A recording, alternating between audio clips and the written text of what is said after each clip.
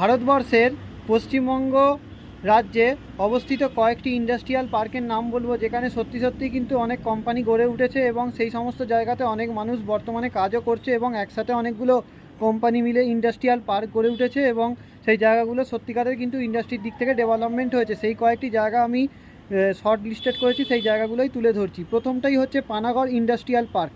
Panagarh industrial পার্কটি বর্ধমান জেলায় অবস্থিত পশ্চিমবঙ্গের। এখানে কিন্তু একসঙ্গে অনেকগুলো কোম্পানি গড়ে উঠেছে। এরপরেই বলবো ডানকুনি।